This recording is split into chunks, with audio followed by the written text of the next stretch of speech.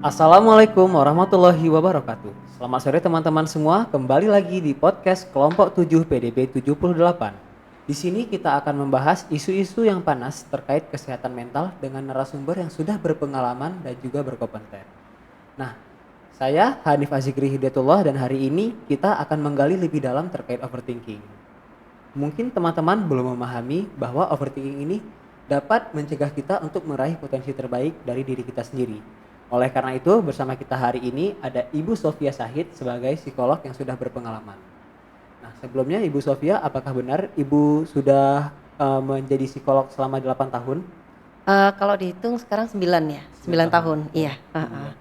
Lalu Ibu apakah sebelumnya pernah mengajar di mungkin di universitas seperti itu, Bu? Oh, dosen ya? Iya. Ya berapa universitas ya, 2 universitas di Muhammadiyah Surabaya dengan, UINSA Surabaya, Baik, baik. gitu.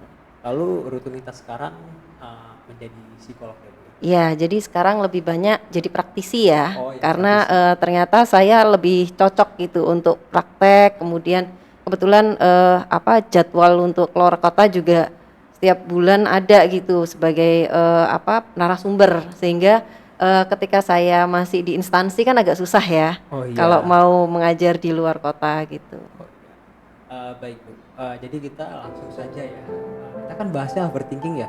Mhm mhm. Boleh nggak, Bu, dijelasin definisi overthinking itu apa sih? Mhm Kenapa dia mhm. tuh nggak sesepele yang orang pikir, kayak, "Ih, nggak usah dipikirin," ya. Mhm Apa mhm. sih definisinya tuh overthinking sebenarnya? Oke. Overthinking ya sebenarnya sama ya kayak bahasa Inggrisnya di bahasa Indonesia kan artinya pikiran yang berlebihan gitu.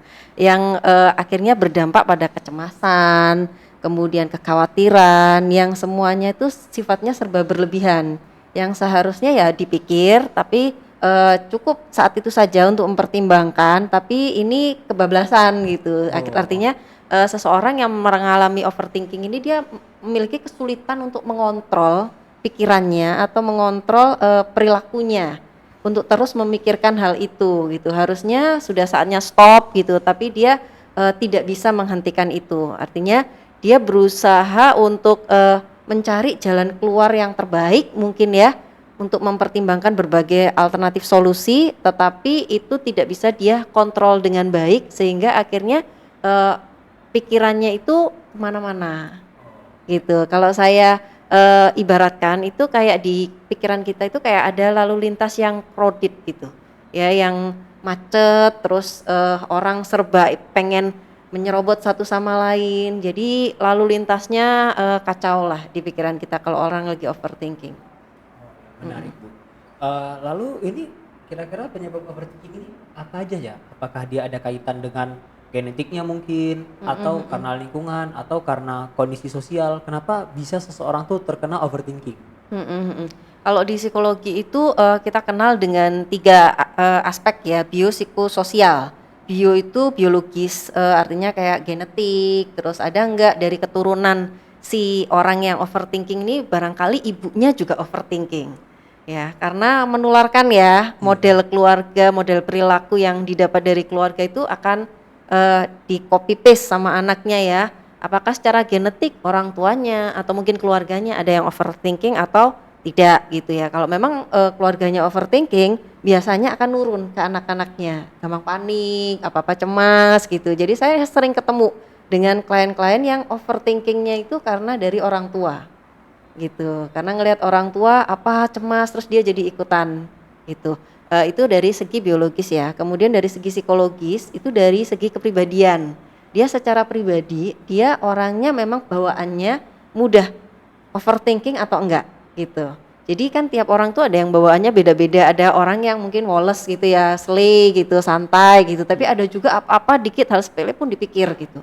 Jadi secara kepribadian tuh juga berpengaruh, apalagi kalau memang ada, trauma kaitannya Oh, dengan peristiwa yang bikin dia overthinking.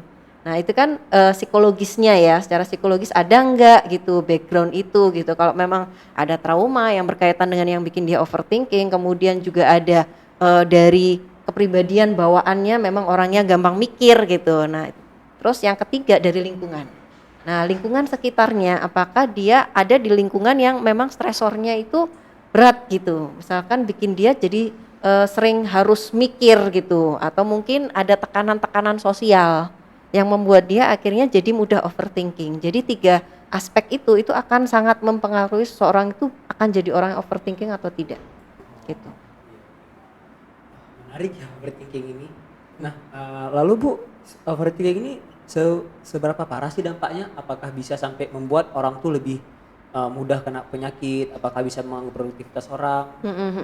Iya, memang kalau kalau kita lihat sekilas itu kayaknya sepele ya, cuman overthinking aja gitu. Tapi sebenarnya overthinking itu kalau dibiarkan, berlarut-larut ya, itu dampaknya bisa ke mental dan juga ke fisik gitu. Misalkan kalau secara mental, kalau seseorang overthinking berarti kan dia mudah, mengalami stres gitu ya. Jadi overthinking itu kan, sangat erat dengan stres ya. Orang yang overthinking banyak pikiran, kemudian dia, apalagi kalau tidak sesuai dengan harapan, kenyataannya akhirnya stres. Nah, stres itu kalau sering dialami oleh seseorang, stres itu kan bisa menurunkan daya tahan tubuh, kemudian bisa, membuat perilaku-perilaku yang tidak sehat gitu. Artinya jadi, mungkin gangguan pencernaan ya. Kalau lagi stres ya kita mau ujian aja, kalau stres gimana? Biasanya pusing, sakit kepala gitu ya, atau, perut nih gampang sakit, tiba-tiba GERD gitu ya, atau kalau enggak gitu kok kayaknya, ini badan itu kayak pegel-pegel, nggak enak badan gitu. Nah itu, sebenarnya adalah tanda-tanda stres. Jadi kalau kita lagi, mengalami masalah psikologis, terus ternyata dampaknya ke fisik kita, itu kan sebutnya psikosomatis ya. Psiko itu jiwa, soma itu tubuh gitu, bahwa masalah kejiwaan yang mempengaruhi tubuh kita. Nah itu orang overthinking mudah sekali kena psikosomatis karena kecemasan itu kan memicu stres sehingga dampaknya nanti ke tubuh gitu, bisa masuk ke tekanan darahnya jadi tinggi, hipertensi kan ya, atau detak jantungnya jadi sering sering kenceng gitu, akhirnya masuknya ke jantung gitu kan. Kemudian bisa juga penyakit pencernaan kayak punya emah atau yang lainnya gitu. Jadi memang dampaknya nanti bisa jangka panjang gitu, kalau enggak benar-benar disadari gitu, gitu. Oke. Lalu Bu, kira-kira tuh golongan mana aja ya orang-orang tuh yang dia tuh kemungkinan terkena overthinkingnya tuh lebih besar risikonya? Apakah ada klasifikasi contoh, oh orang yang sifatnya gini, oh dia kemungkinannya lebih gede kena overthinking, atau oh orang yang bawaannya gini, kira-kira ada nggak Bu itu? Mmm, kalau kita sebut itu mungkin kelompok rentan ya, kalau kelompok rentan itu biasanya, orang-orang yang memang sudah punya bawaan gitu, bawaan cemas gitu. Mungkin ya tadi dari segi biopsikososialnya terpenuhi gitu, sehingga mereka lebih mudah cemas, lebih mudah stres gitu, atau termasuk orang yang memang punya kepribadian yang sulit beradaptasi gitu. Jadi kelompok rentan ini adalah kelompok yang mungkin nggak cuman overthinking aja resikonya, tapi bisa ke gangguan mental lain gitu. Kalau itu, bisa lebih parah misalkan ya pemicunya, itu yang pertama. Kemudian yang kedua itu orang-orang yang memiliki sedikit atau tidak punya dukungan sosial gitu, dukungan sosial dari keluarga, dari teman, dari, siapa pasangan mungkin ya. Nah orang-orang yang, kurang memiliki dukungan sosial, artinya ketika dia lagi ada masalah, dia harus nyelesainnya sendiri. Kalau ada apa-apa dia sendiri gitu, sehingga orang-orang ini tuh biasanya terisolasi, dia merasa kesepian dan dia harus melakukan, menyelesaikan masalah sendiri itu kan berat ya. Padahal kan kalau kita lagi ada masalah kan bawaan kita itu pengen curhat ya, pengen minta bantuan orang kalau kita nggak mampu sendiri. Nah orang-orang yang kurang dukungan sosial itu nggak punya itu gitu, nggak punya source itu, sumber daya itu, sehingga dia akan muncul rasa kesepian, terisolasi gitu. Ini juga bisa memicu, jadi lebih mudah gitu ya, menjadi orang yang overthinking gitu. Nah, jadi teman-teman kita sudah mengetahui apa sih definisi umum overthinking itu. Dan kami juga menerima saran dari teman-teman dan pertanyaan-pertanyaan. Jadi Bu, kami kan mengirimkan G-form ya. Jadi teman-teman penonton ini ada beberapa pertanyaan untuk overthinking. Nah, saya coba bacakan Bu ya Boleh. di sini. Jadi kita akan membacakan pertanyaan-pertanyaan yang sudah disaring untuk overthinking. Bagaimana cara menghindari melukai diri sendiri saat panik atau cemas berlebihan? Jadi kayak self harm gitu ya? Iya. Mhm. Jadi self harm itu sekarang memang lagi tren ya. Jadi yang tadinya itu mungkin nggak se-ngetren sekarang, ini sekarang anak mulai dari klien saya itu mulai dari SMP, SMA, kuliah, ibu rumah tangga, pekerja, semuanya self harm gitu. Jadi fenomena ini tuh lumayan menarik sebenarnya ya, karena self harm itu sebenarnya kan dia lagi nyakitin diri sendiri. Tapi kenapa mereka kalau ditanyain kenapa kamu kok nyakitin diri sendiri, ada perasaan lega kalau udah nyakitin diri sendiri. Nah, ini menimbulkan banyak pertanyaan gitu ya, terutama kalau di kalangan psikolog ini apa sih yang terjadi sebenarnya sehingga orang itu lebih memilih untuk self harm ketika dia lagi ada masalah kok malah dia nyakitin diri sendiri gitu. Kenapa nggak melakukan sesuatu yang lain gitu yang mungkin tidak sampai menyakiti diri sendiri. Nah, ternyata yang dialami orang yang ketika dia mengalami kecemasan atau mungkin nggak cuma kecemasan ya, mungkin lagi stres atau depresi gitu. Penyebabnya kan beragam ya. Nah, kalau di dalam konteks masalahnya itu ternyata ada perasaan bersalah, ingin menghukum diri sendiri, atau dia merasa bahwa aku harus merasakan luka ini harus nyata gitu. Baru aku merasa lebih lega gitu. Nah, itu mereka alasan-alasan mereka menyakiti diri sendiri itu. Sehingga orang-orang yang melakukan self harm itu sebenarnya harus disadarkan gitu. Bahwa sebenarnya dia tahu kalau itu merugikan, tapi biasanya kan kalau self harm itu kan non suicidal ya. Non suicidal artinya tidak berniat untuk bunuh diri, tapi cuman pengen nyakiti diri biar dia ada perasaan lega yang muncul setelah menyakiti diri. Sehingga yang perlu dilakukan ketika orang-orang yang overthinking ini menyakiti diri, yang pertama dia harus menyadari dulu bahwa menyakiti diri ini akan berdampak negatif sama dia. Biasanya itu nanti yang akan membuat dia lebih mudah untuk mengubah perilaku gitu ya. Terus yang kedua, lakukan pengalihan yang positif. Jadi dia perlu mengalihkan pikirannya dia yang lagi over di atas ini itu dengan hal-hal yang lain, misalkan nonton video lucu gitu ya, atau dia keluar rumah jalan-jalan gitu, atau dia ke keramaian lihat orang lagi di pasar malam, atau dia ngelihat anak-anak main.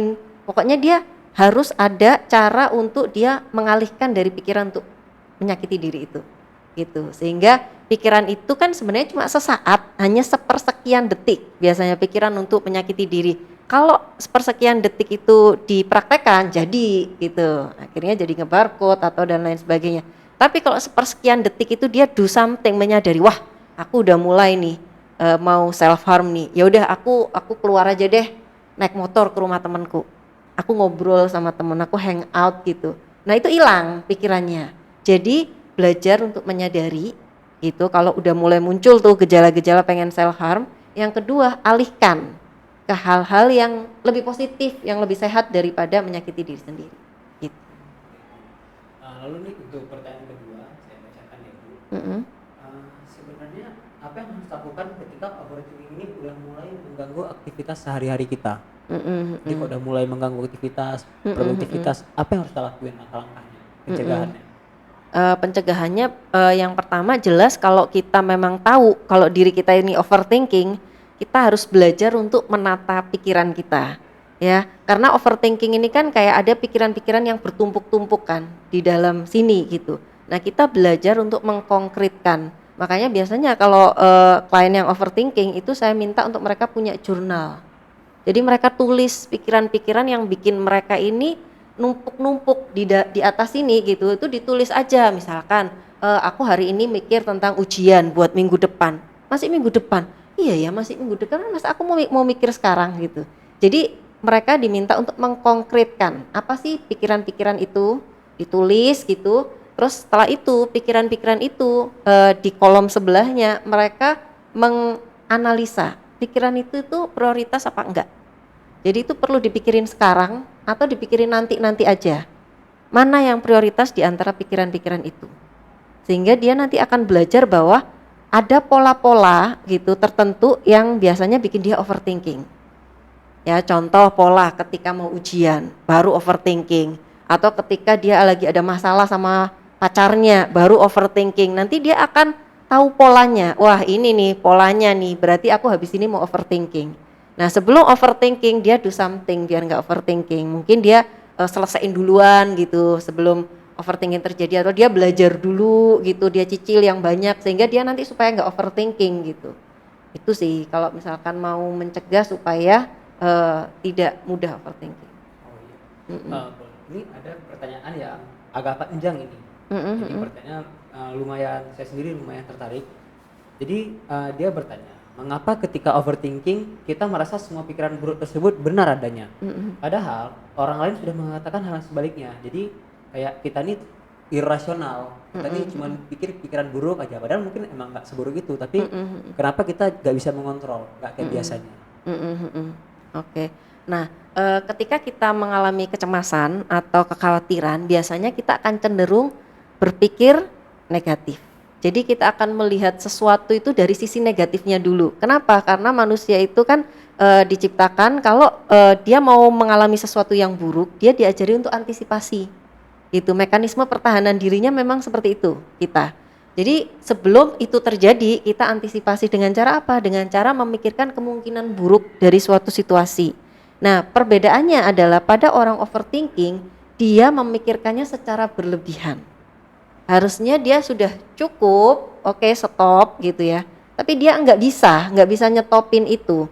Dia terus saja gitu. Sehingga apapun yang dikatakan oleh orang lain itu jadi tidak bisa masuk buat dia karena dia sedang secara emotionally nggak stabil gitu. Karena ketika kita kan di otak kita itu bagian depannya ada namanya prefrontal cortex ya. Ini otak berpikir gitu. Yang di sini yang di belakangnya itu ada sistem limbik gitu ya.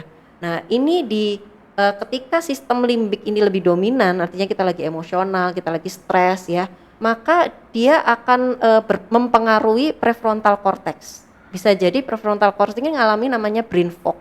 Jadi ada yang menutupi fungsi-fungsi yang harusnya dia bisa berfungsi, berpikir logika, mikir jernih gitu ya. Jadi nggak bisa karena tadi ada brain fognya disebabkan sistem limbiknya lagi dominan, lagi emosional, lagi stres. Sehingga yang perlu dilakukan adalah menurunkan dulu emosinya, redakan dulu stresnya, baru bisa mikir jernih. Makanya orang lagi khawatir, orang lagi stres itu mau dinasihati susah karena dia nggak bisa mikir jernih gitu. Jadi dia harus diturunin dulu emosinya, tenangin dulu, relaksasi dulu. Habis itu dia mau dinasihati baru bisa masuk karena brain fognya udah hilang gitu. Oh, Ya. jadi Jadi emang perlu kita buat tenang dulu ya. buat tenang dulu, relaksasi gitu. Jadi kalau misalkan memang tahu bahwa wah, udah mulai overthinking, nggak bisa nerima saran dari orang, kayaknya apa yang aku pikirkan itu kayak pikiranku tuh keruh gitu, nggak bisa mikir jernih, keputusan juga susah ngambilnya. Nah, berarti secara emosional sebenarnya dia harus menenangkan diri dulu gitu, relaksasi dulu gitu, apa breath work ya, apa namanya latihan pernafasan gitu ya. Nah, kalau udah tenang, maka brain fognya hilang, prefrontal cortexnya bisa fungsi lagi gitu. Baik, ini untuk pertanyaan terakhir dari teman-teman ya. Nah, ini juga pertanyaan yang panjang ya, saya juga suka. Seringkali seseorang dianjurkan untuk prepare for the worst atas segala hal, supaya selalu memikirkan plan B dalam sebuah rencana agar tetap bisa berjalan lancar apabila suatu waktu ada hal yang buruk terjadi. Tidak dipungkiri bahwa kebiasaan tersebut cukup baik, namun tak jarang orang malah berlanjut pada overthinking yang menyebabkan cemas berlebihan dan malah tidak bisa memikirkan plan B atau solusi atas hal tersebut. Bagaimana cara mengatasi hal tersebut? Ya, mungkin hampir mirip ya sama yang tadi ya pertanyaannya ya. Mungkin kalau yang ini lebih kayak untuk antisipasi yang mana yang lebih bagus, biar antisipasi yang itu berhasil, mekanisme antisipasinya. Iya, karena memang tadi ya yang saya sebutkan bahwa kita itu punya mekanisme pertahanan diri ketika kita mengalami sebuah situasi yang kita anggap wah ini kayaknya bakalan ada yang buruk nih yang terjadi, maka kita melakukan kita memikirkan kemungkinan-kemungkinan terburuk. Nanti kalau yang terjadi adalah ini aku harus gimana? Kalau yang terjadi ini kalau gagal aku harus gimana? Itu kita mulai memikirkan itu gitu sebagai bentuk kita menghadapi situasi yang mungkin ada peristiwa buruk yang terjadi gitu. Nah, ketika kita sudah menyiapkan itu, tapi kita juga kita tadi bikin plan B gitu ya. Tapi plan B itu jadi nggak berjalan gitu, Iya. karena kita mungkin sedang emosional gitu ya. Nah, inilah kenapa ketika kita lagi overthinking itu kita akan diliputi oleh banyak emosi-emosi gitu. Sehingga ini yang perlu diredakan dulu emosinya, diredakan dulu, ditenangkan dulu, baru bisa mikir gitu. Karena kalau memang kita lagi emosional, terus kita harus mengambil keputusan-keputusan penting terutama ya, itu malah akan memperburuk situasi gitu. Karena tidak sesuai dengan saat kita berpikir jernih. Oh, iya, baik. Mm-mm. Nah, teman-teman, kita kan sudah membahas ya, kita sudah menjawab pertanyaan yang sudah teman-teman berikan. Nah, tapi mungkin kalau misalnya cuma teori-teori doang, Bu, kayaknya kita kurang mengerti sih urgensinya overthinking. Mm-mm. Kira-kira Ibu ada nggak kasus klien gitu yang cuman karena overthinking yang dianggap sepele sama orang, itu bahkan bisa memberikan dampak yang parah, kayak sampai produktivitasnya hancur atau sampai hidupnya tuh sudah tidak lagi berjalan lancar hanya karena overthinking seperti yang dianggap sepele dengan orang-orang. Kalau beberapa kasus yang pernah saya tangani ya, misalkan dari kalangan ibu rumah tangga gitu ya.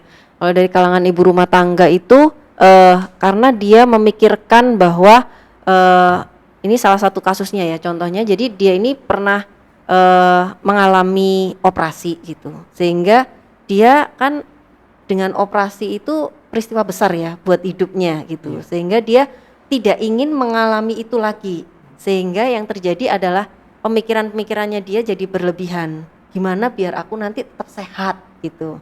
Akhirnya dia tidak mau makan apapun yang diproduksi oleh pabrik gitu. Apapun, jadi mulai biskuit, nugget, pokoknya yang diproduksi pabrik dia nggak mau. Semua makanan itu harus dia makan, harus dia buat sendiri, bukan orang lain. Jadi dia setiap hari harus memasak gitu.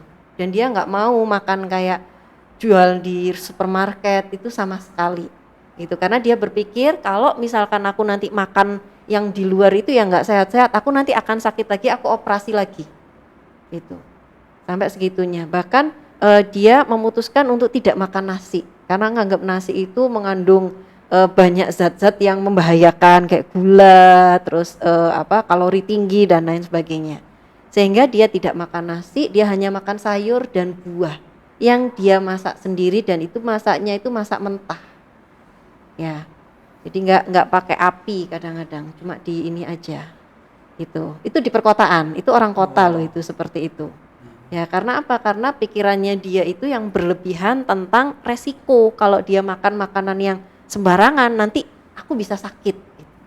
Jadi itu terus menerus ada di pikiran dia, wah apa ini, aku bisa sakit nih, aku pasti sakit nih. Kalau kayak gini terus aku nanti akan operasi lagi gitu. Jadi itu akhirnya membuat hidupnya dia jadi sangat terbatas ya kan. Dia mau datang ke kayak undangan gitu ya, undangan pernikahan, dia nggak berani makan itu yang ada di pernikahan. Tapi kan orang anggapnya jadi nggak sopan ya kan. Jadi itu kayak dilema, padahal dia harus bisa sopan sama orang, tapi dia nggak bisa makan itu, makan makanan yang ada di undangan pernikahan, resepsi gitu, karena nanti dia takut dia sakit kalau makan gitu. Coba itu kan sangat dilematis gitu kan buat kehidupan seseorang.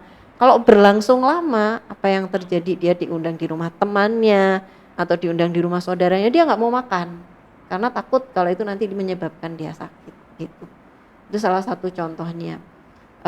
Ada juga itu yang di kalangan mahasiswa juga kayak gitu. Misalkan salah satunya itu karena dia merasa bahwa dia tidak mampu untuk kuliah jurusan ini, kebetulan jurusan yang bergengsi gitu ya, jurusan yang bergengsi yang pokoknya kalau orang masuk situ dianggapnya pinter gitu. Dia ketika masuk situ dia merasa dia tidak mampu, sehingga efeknya adalah setiap kali ujian aku nggak mampu, aku nggak bisa, aku pasti gagal, aku pasti gagal. Akibatnya apa?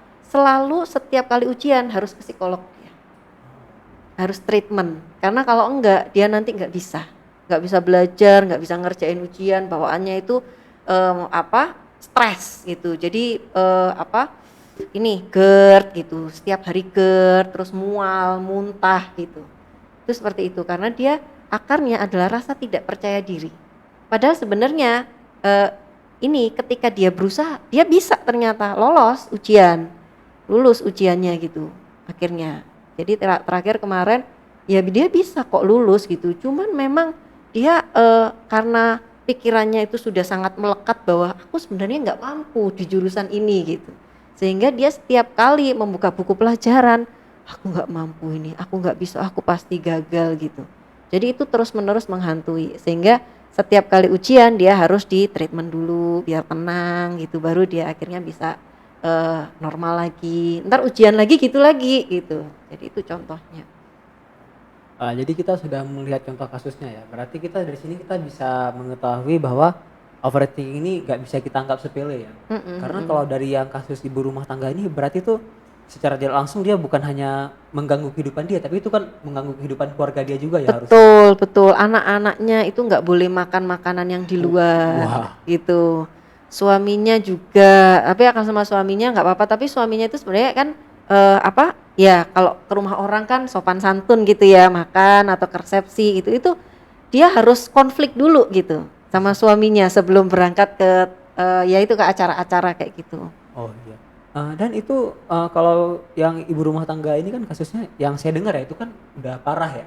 Udah Mm-mm. masuk tingkat parah itu, bagaimana cara ibu meyakinkannya sampai, ibu rumah tangga ini mau lagi kembali ke jalan yang normal dia Mm. bilang?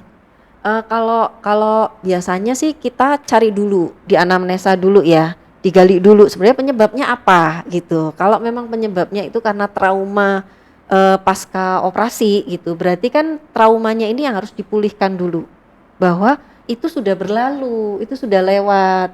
Ayo tumbuhkan harapan baru gitu bahwa nanti ibu itu sudah sehat gitu. Itu yang harus ditanamkan. Karena kan bawaannya kalau overthinkingnya adalah aku sakit gitu. Sehingga segala hal itu bisa bikin dia sakit. Nah ini yang harus dipulihkan. Bahwa ibu itu sudah selesai operasinya, harus ibaratnya harus move on gitu. Jadi dia masih terjebak di fase dimana dia itu sakit itu. Padahal dia sekarang sudah sehat. Nah ini yang harus dilepaskan dari fase ketika dia sakit itu. Ayo move on Bu. Ayo kita apa ibu sudah berlalu itu peristiwanya, jangan di masa lalu terus gitu. Oh, Ayo sekarang apa hadir di masa sekarang, lebih mindful, lebih apa mensyukuri yang sekarang gitu. Nah itu diajaknya ke situ. oh. Lalu untuk mahasiswa ini kan, berarti saya dapat, sedikit inspirasi lah, berarti kalau misalnya kualitas pikiran itu menentukan kualitas hidup kita lah ya? Mm-mm, mm-mm. Berarti berarti berarti teman-teman ya mungkin bisa dipertimbangkan ya, kita harus kualitas pikiran kita harus diperbaiki, agar kualitas hidup kita juga dapat diperbaiki. Nah ini, saya juga ada pertanyaan sendiri personal dari saya. Mm-mm. Saya kan sering buka ya, kalau misalnya di news-news gitu, dibilang kalau misalnya makin ke sini itu makin banyak kasus-kasus orang yang mentalnya kurang sehat. Dan Mm-mm. juga seperti yang dibilang tadi self harm tuh makin banyak ya prevalensinya. Saya sendiri, lumayan tertarik untuk menggali, apakah ini ada kaitannya dengan, penggunaan sosial media? Apakah dengan adanya Mm. sosial media, semakin, banyaknya orang ingin mengekspos ke sana, ke sini, apakah itu dapat secara general ya, membuat, kesehatan mental seseorang tuh berkurang? Karena contoh nih, Mm-mm. kita kan ngelihat di sosial media kayak, "Oh orang ini lebih wah, waduh aku nih gini-gini aja." Padahal Mm-mm. kita sendiri nggak tahu dia ini mungkin bukan manusia sesempurna itu. Nah, kan kalau saya lihat sendiri, menurut saya itu ada hubungannya lah dengan kesehatan mental. Mm-mm. Kalau dari sisi sudut pandang ibu gimana? Mhm, mhm. Iya, jadi sosial media ini kan ada plus minusnya ya. Plusnya kita jadi banyak belajar kehidupan orang lain atau belajar berbagai macam pengetahuan dengan mudah gitu ya. Tapi sisi negatifnya kalau dari segi psikologis, dari yang saya temukan di lapangan, di ruang konseling itu adalah yang pertama dengan adanya media sosial itu kita jadi melakukan namanya social comparison gitu. Jadi kita suka mengkomparasi membandingkan kehidupan kita dengan kehidupan orang lain gitu secara eh, tidak sengaja gitu karena kita melihat kehidupan orang lain terus kita ngelihat kehidupan kita kok aku gini-gini aja ya dia usia 20 tahun dia udah dapat beasiswa bisa keluar negeri dia bisa melakukan ini dan itu kok aku masih kayak gini-gini aja ya nah itu kita melakukan komparasi gitu Apalagi pada orang-orang yang memang usia atau mungkin pendidikannya sama atau mungkin masih ada hubungan pertemanan gitu. Kita mudah sekali melakukan itu. Terus yang kedua, sosial media itu bikin kita jadi nggak fokus sama kehidupan kita sendiri. Jadi nggak mindful gitu. Kehidupan kita itu dipenuhi dengan kehidupan orang lain yang kita lihat tiap hari, kita scroll. Jadi kita jadi nggak melihat kehidupan kita sendiri. Kita lebih condong melihat kehidupan orang lain. Kenapa? Karena orang sekarang lebih suka lihat sosial media daripada ngobrol sama anaknya, ngobrol sama pasangannya misalkan. Pacaran duduk berdua tapi sama-sama lihat sosial media orang lain gitu. Padahal kan kalau kita fokus sama kehidupan kita sendiri, itu ditaruh kita ngobrol sama apa yang ada di depan kita sekarang gitu. Mindful, kita nikmati kalau kita lagi ada di sebuah tempat dengan pemandangan indah. Sosial media itu membuat kita jadi mendistraksi. Harusnya kita menikmati, refresh, healing gitu ya. Healing dengan pemandangan itu, kita jadi gak healing karena yang kita pikirkan adalah gimana supaya foto yang bagus, video yang bagus untuk diposting di sosial media, sehingga kita gak dapat refreshingnya, gak dapat mindfulnya, breathingnya, menghirup udara segarnya, itu kita gak dapat gitu karena kita fokusnya ke situ. Maka mulai sekarang ya perlahan-lahan gitu ya, lebih fokus ke kehidupan kita sendiri yang nyata ini gitu. Karena yang nyata ini tidak mungkin tergantikan dengan yang dunia maya. Kalau udah tergantikan berarti ya bisa jadi kita udah gak punya kehidupan nyata di kehidupan kita sendiri gitu. Semuanya mungkin akhirnya kita masuk lebih waktu kita mungkin sebagian besar akan dialihkan ke dunia maya gitu. Sarannya sangat bagus ya teman-teman. Kita harus tinggal di masa kini, jangan di dunia maya. Iya. Lalu itu kami juga penasaran ini, kira-kira ada nggak filosofi hidup atau pola hidup, gaya hidup yang membuat kita tuh nggak overthinking, kayak terlalu mikir sana sini, kayak mungkin ada filosofi gitu yang atau ada moto atau ada ajaran yang apabila kita pelajari dan kita terapkan, kita bisa hidup tuh lebih tenang, lebih fokus dan tidak memikirkan selalu kepentingan sendiri. Karena kalau filosofi itu cukup banyak ya sekarang ya mulai bermunculan gitu. Tapi sebenarnya filosofi itu sesuatu yang diulang dari masa lalu kalau menurut saya. Dulu udah ada tapi namanya aja yang beda gitu misalkan ya. Kalau kita kenal ada mindfulness gitu ya. Mindfulness itu adalah bagaimana kita bisa hadir di saat ini, sekarang ini, menikmati momen saat ini. Jadi kalau orang-orang yang mindful itu apa yang ada di hadapannya itu benar-benar diresapi. Oh aku sekarang lagi duduk nih podcast ngobrol sama Mas Hanif gitu misalkan, itu benar-benar enjoy, menikmati, itu namanya mindful. Tapi mindful tuh kalau misalkan kita nggak bisa, itu biasanya kita hadir di sini tapi pikiran kita kemana, jiwa kita kemana. Kita duduk berdua nih sama temen gitu ya, tapi pikiran kita tuh melayang-layang gitu, wandering mind istilahnya. Jadi kita nggak benar-benar 100% ada di sini, atau mungkin di media sosial gitu pikiran kita untuk mikirin yang tadi game belum selesai nih, aku harus gimana ya, padahal di sini lagi ada acara keluarga misalkan. Nah berarti kita lagi nggak mindful. Jadi mindfulness itu juga bagus gitu untuk mengembalikan lagi bahwa kita tuh punya kehidupan nyata loh yang bisa kita nikmati, yang kita bisa enjoy. Terus sekarang juga ada filosofi Stoa ya, stoicisme itu, dimana kita belajar untuk fokus pada apa yang kita kontrol dan melepaskan apa yang nggak bisa dikontrol gitu. Karena kan manusia itu sebenarnya dia punya hal-hal yang bisa dia kontrol, yaitu dirinya, pikirannya, perasaannya, perilakunya, dan ada hal-hal yang di luar kontrol dirinya. Misalkan omongan orang lain, bencana alam, ujian dan lain sebagainya, situasi di luar dirinya yang dia nggak bisa kontrol. Nah kebanyakan manusia itu fokus pada hal-hal di luar kontrol itu. Gitu. Kita fokus untuk mikirin itu yang bikin overthinking juga. Aduh gimana ya, orang lain nanti nganggep aku apa ya, penilaian orang bagaimana ya, gimana sih biar mereka tuh diem aja, nggak usah komentar buruk, nggak usah julid gitu. Nah itu berarti kita lagi berusaha ngontrol yang di luar kontrol. Akibatnya apa? Overthinking. Iya, overthinking, karena kita nggak mungkin bisa ngontrol yang di luar kontrol kita. Kayak misalkan hujan kita mau kontrol, nggak bisa. Itu ya, ujian gagal mau kita kontrol juga nggak bisa, orang itu di luar kuasa, itu di luar kontrol.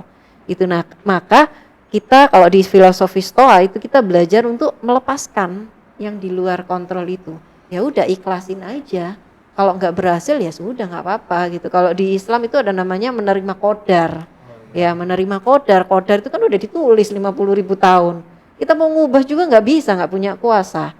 Nah berarti kalau memang itu yang terjadi, qadarnya misalkan putus sama pacar gitu ya, atau pacarnya nikah sama orang lain gitu misalkan, ya udah ya itu memang mungkin udah qadarnya Allah gitu ya, kita ikhlasin, kita lepasin sambil kita berharap gitu ya dapat yang lebih baik gitu. Oh, ya. Berarti saya dapat simpulkan kalau misalnya untuk pencegahan overthinking itu pertama kita harus menganalisis dulu apa yang bisa kita lakuin, kita kontrol dan apa yang enggak.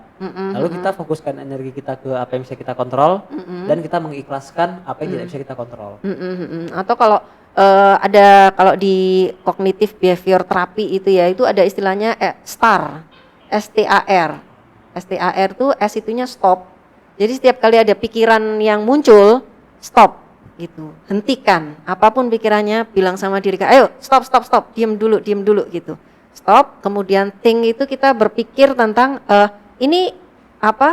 pikiran ini itu prioritas gak gitu. Terus A itu assess itu kita melihat dulu kita menganalisa ini apakah pikiran ini itu membantuku atau justru malah merusak gitu ya, atau manfaat dan mudorotnya apa. Terus R-nya respon, baru kita merespon.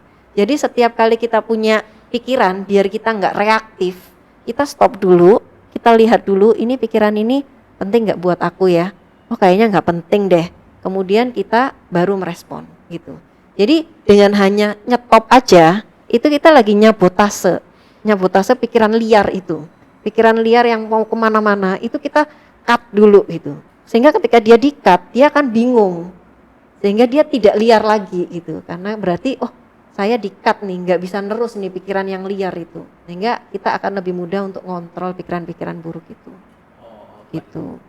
Oh ya Bu, tadi kan untuk filosofi dan sarannya sudah ada. Kira-kira kalau misalnya saya lagi overthinking, ada nggak metode-metode yang bisa saya pakai Bu? Saya kayak metode-metode gitu, mungkin metode yang bisa saya terapkan untuk mengurangi overthinking saya. Kalau selain STAR tadi ya, yang stop, kita bilang sama diri kita, oke, stop, ayo alihkan ke yang lain gitu kan. Itu bisa juga kita belajar ini breathing exercise, latihan pernafasan.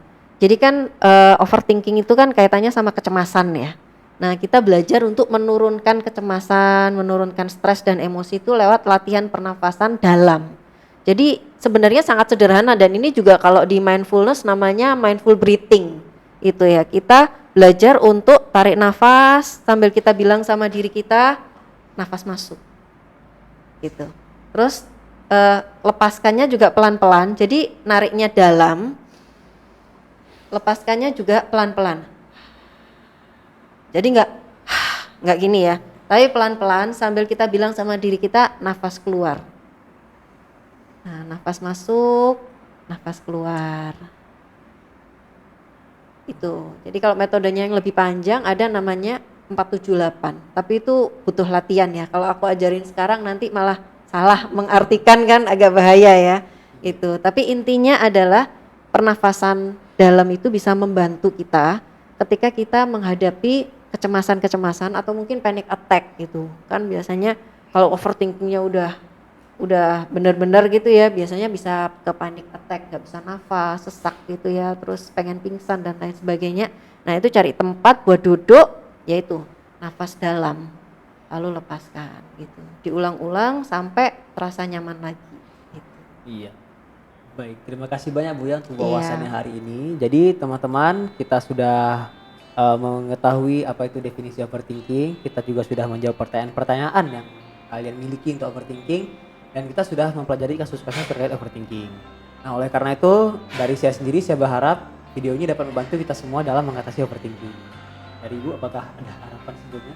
Iya, jadi gak apa-apa kalau kamu sekarang masih overthinking ya, belajarlah untuk menyadari hal-hal yang bikin kamu overthinking, pelajari polanya, kemudian lakukan cara-cara untuk mencegahnya, sehingga kamu tahu kalau kamu mulai overthinking, kamu harus melakukan apa.